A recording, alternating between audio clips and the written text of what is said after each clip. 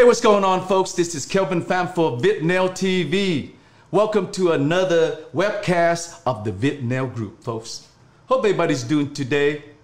Let's get straight to the topics, folks. Today, we have the Healthy Nail Salon Collaborative representative here today to discuss.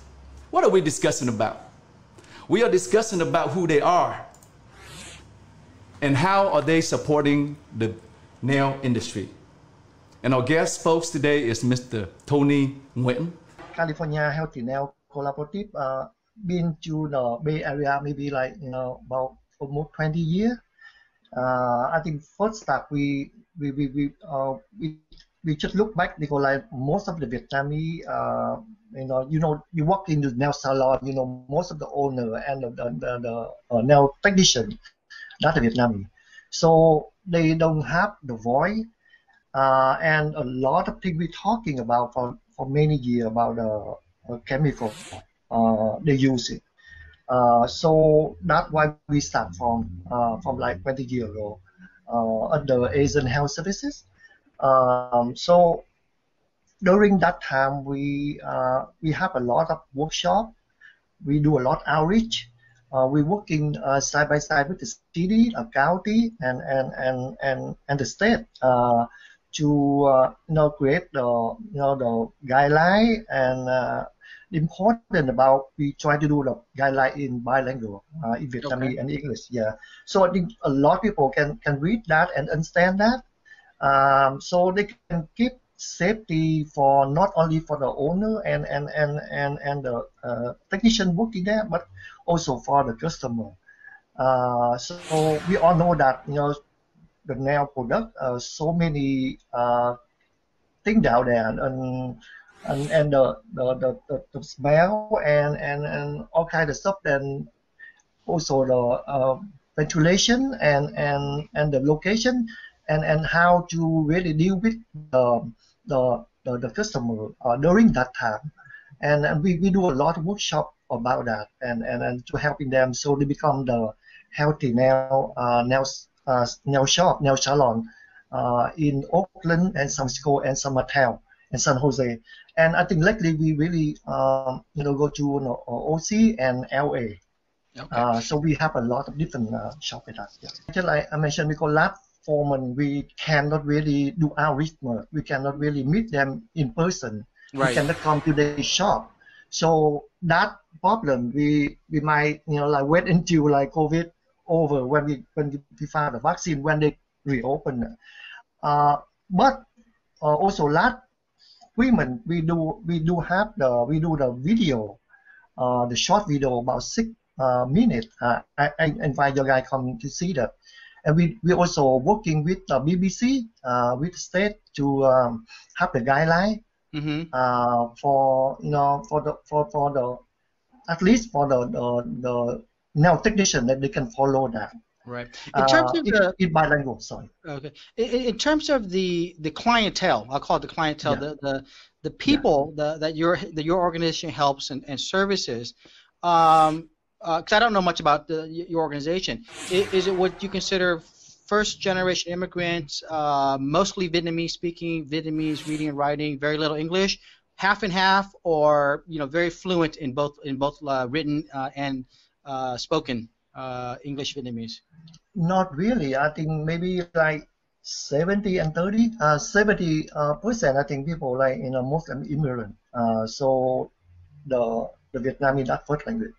So I think they have the hard time to read or even speak. And I think that the trouble with when they apply for the loan or even they apply for the UI. And that's a very big issue. So even we do video, we do in Vietnamese language. Then we do the guideline, we do in Vietnamese. So always try to remind them to be safe. Even they open now. Some of them they open now on outside.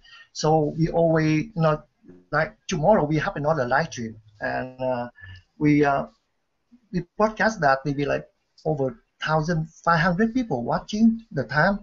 So let people be watching that, and we're talking about guideline different guideline last week, because last week they can inside, but now they can outside. So Right. we're working with a lot of expert and the BBC. We create like we talk about, we not like me, we create a new guideline for nail salon to working on the street, example like for last couple of days, and the guideline on BBC they're not coming out yet. So all they coming out, they're not really like in Vietnamese yet. It's still on English. So I think we use that to translate it to Vietnamese, and we also add a lot of detail in there. So adapt to the Vietnamese culture. I mean, a lot adapt to example like when you're talking to the customer, they don't wear the mask. Right. How we can negotiate with them and talk to them. A lot of things like maybe BBC they don't have that kind of stuff. Yeah, they only tell you to so do. The BBC, in my understanding, so the BBC doesn't. It's not within their jurisdiction regarding the the mask. It's actually the Department of Public Health that has these requirements. So we wouldn't be looking at the BBC on that. We would be looking at the Department of Public Health. So when you're saying that you're assisting salon owners with these guidelines, are they the guidelines that the Department of Public Health is issuing, or the? Actually, yeah, I correct that. That's from public health. Right. Okay. Okay. Just wanted to make sure we were clear. Yeah, we did that. So we based on that, guideline from public health, and also we create we add more detail, suggesting and if they can do this. Yeah. Right. Not like you have to follow that. You're not like illegal thing, but yeah, we suggest that if you can follow that. Just like ventilation, I mean, like they can do the fan, just all about suggesting. The people then watching and read that, and it's okay. That is suggesting. You might follow that, or that's up to you. But that's a good way. You follow that. How are they finding out about the healthy nail salons?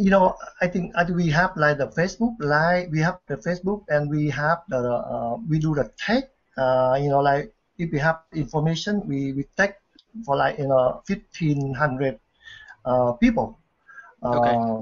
Yeah. So the tech example, like we do the tech, like okay, if anyone need help for UI, like so we get the tech back said, yeah, I want that. So we get the name.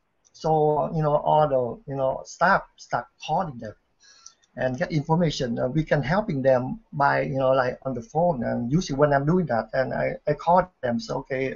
What you need, how much information you have, so we start working with them. First lockdown, they can survive. Second lockdown, they're not as confident, and in fact, probably half of the people I've spoken to said that, you know what, I can't reopen, right? I can't. I even heard yesterday. I had a family member said they know of a salon for sale. Salon owner posted it and said, if a buyer is willing to take over the monthly payments on the rent, they're going to give the entire salon away, because the seller was worried about being sued in a lawsuit and having their home, right, their personal assets connected to this lawsuit. So the seller was saying, buyer, you take over the salon, you pay the rent, I'll give you the salon. I mean, that's how bad it is. Are you hearing that out there too? I hear that all the time. I mean, like even like same thing. I one of my friends just shared me the Facebook yesterday from San Jose, then and the old nail salon, and she just give up.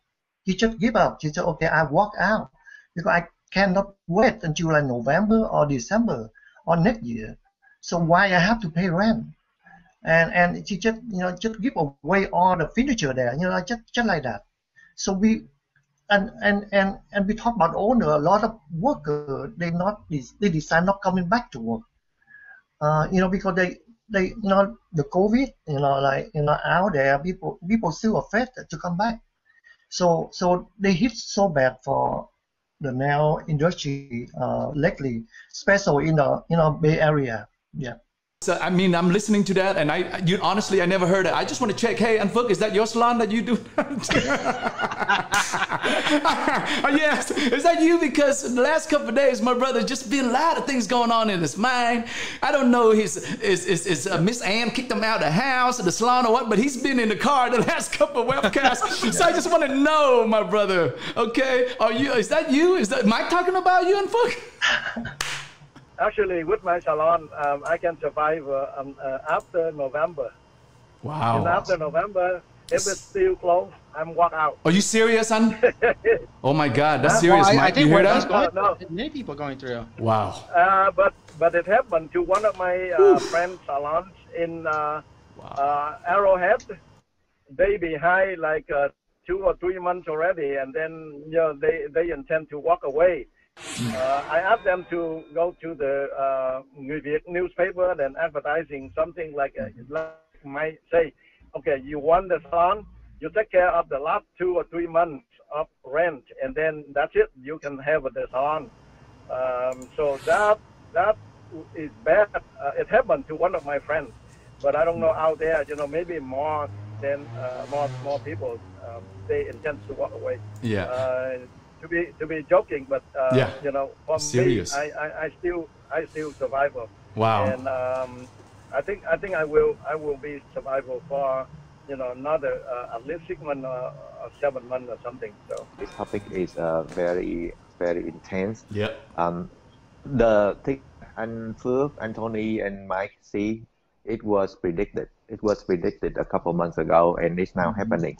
So we would lose just 50% of the clientele as a whole, just because they are fear of coming into the salon, partially because of the governor, partially the fear is there. Okay, that's a thing. And then the second thing that we would lose is that we see no future. We don't know how soon this crisis will be ended. So there will be another some percentage losing from that. And another one is the tax, the AB5 coming.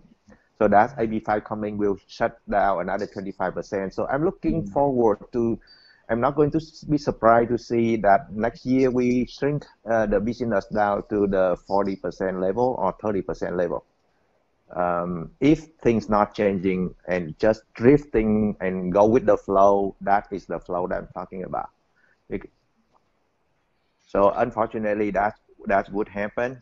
But this is the thing that may make us see it happen right now, is because no future, no planning. Yeah. The government has no planning on reopening it fully. Opening it outside is almost a joke. Right. It's a joke, right? So, and then there's no timeline on when are we going to move back in. So hanging in there, and the rent every month is kept. You have to pay, and there's almost no negotiation with the landlord. The business of having commercial rental, as I know of, they never cut the price down. Yeah, so you're right, Tom. Many of my clients, salon owners, who call me and say, Mike, what do I do? Can you help me negotiate the lease? And I say, well, if you can hire a lawyer to negotiate your lease, guess what? Landlord thinks you got money, right? So you don't want me to negotiate the lease. You need to do it yourself. But I would say that 95% of all the people I've talked to, I'd say that the landlord is not willing to budge on the lease, even though they know that there's a good chance that salon is going to shut down. The landlord is, and I think what is probably going through the mindset of the landlord is, hey, you know what? Even if you stay under a partial reopening, services outside, or a full reopening, the odds are very high that your salon is not going to make it anyways. So I'm going to get another tenant in.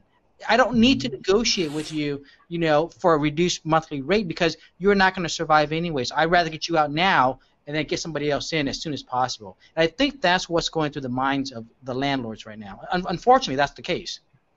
Yeah, so we were just talking about some of the things that maybe your organization has lined up to help salon owners get back. And I'm very happy to hear that you have a $100,000 fund set up to help salon owners. I mean, that is going to be much needed funds for really desperate folks there. Yeah. So what are some of the other things, Tony, that you guys have lined up, if anything? Actually, we do the guideline right now. We coming out, I think, next week. I think we just talking about like how difficult when they open outside on the street. So, but you know, like our job, we have the guideline. So we try to help in that in bilingual. So we continue to helping them whatever they need. Advocate with the governor. So whatever, I mean, like, you know, we start working in the local, talk to the different, like, you know, governor and even like locals to find a way they can help in the small business. Because like we talk about that, next couple of months, that's very struggle, very difficult for them. And I guarantee you, if they continue like that, it should be November to December, at least over 50% people will out the job. Yeah. And they close out the shop. I think that's the most difficult thing. So I think the question you just asked me, that's very difficult, and we have to be like, you know, get information every day, and we try to find a way to helping them. Today maybe not different the next week. So, yeah, sure. Yeah. So that really, yeah, that's a tough. I think the governor try to helping the nail industry. I think that, you know, like, you know, they're out of the job for so long now. And also people need that. Just like, you know, remember we in Vietnam, we do the hair outside on the street. We do that, and we like that. We love that. But you know, the nail a little bit different because they have the, you know, like smell and a lot of chemical out there. I think that we talking about how the joke is that. I mean, that's just for me. I mean, I still feel it like, you know, at least the government try to helping them, but the up to them. I mean, I know a lot of our members, they decided not open it. Yeah. They said they know when they can open it. And like example, if you're on the mall, you know, like, you know, the next door, like, you know, coffee shop. Yes. And a lot of children walk around there. And how you do that? And even like a lot, some school, you know, the walk very narrow. And no one can put like 4 or 5 chairs out there, and we're walking around that. And you know, even a lot of chemical, you cannot use that outside with the temperature out there. You have to be inside the house. So, and the hygiene, we talk about hygiene too, you know, water and all kind of stuff. And that's very, really difficult. I really feel very sympathy for those people working out there. Yeah. They very top job right now. Right. So top job right now. Yeah. So Tony, based on that, you know, again, with the webcast we did yesterday, and also we have mentioned in on the VietNAIL group also is the possibility of ventilation, creating the indoor environment to duplicate not only the outside but even better environment outside. And Phước and Anton, we discussed this yesterday on the point. It was very interesting. It's like what's the possibility of getting back indoors and making the environment even safer than it would be outdoor. And I just want to bring up this one point. And ever since the beginning of this crisis, as you know, the Vietnamese nail salon, the governor came out and made a statement, which, by the way, has never been clarified. Okay, so it's already gone now. But that right there, Tony, is still in the mind of the nail professional and the salon owner. And we see the effect now. And then we got shut down. And then now we are grouped in with this group of the bars, the restaurant, that actually they are the one that, I'm sorry to say, you know, help to increase the cases. And so all of a sudden we got open, and then we get clumped into with the same group. Now, if anybody knows about the beauty salon itself, everybody knows that in order to get a license, what we have to spend hours on sanitation, disinfecting, everything. And we truly feel, not only me, I'm talking about for a lot of the salon owners and nail professionals, we feel that we have an environment that is actually the safest place, to be honest with you. When time gets tough, we start looking for support. We start looking for help. I'm calling people, Mike, what's going on? And Phước help me out, okay? So we all know that, folks, all right? Now, please take the time to check out the Healthy Nail Salon Collaborative. Check them out online, read about them, and find out about who they are, okay? You got a little glimpse into, like, you know, what type of service, how they are supporting the nail industry. Like always, in the industry, we do look forward to having association and groups that will support the industry. So please, once again, go check them out online, okay, and see if they are for you. Now, once again, Tony, thank you for joining us. We look forward to having you back, or again, like what Mike mentioned, one of your other colleagues to come on and, you know, to further discussion, because this is just the tip of the iceberg and stuff, and we would like to look for the secret sauce, all right? Okay? Sure.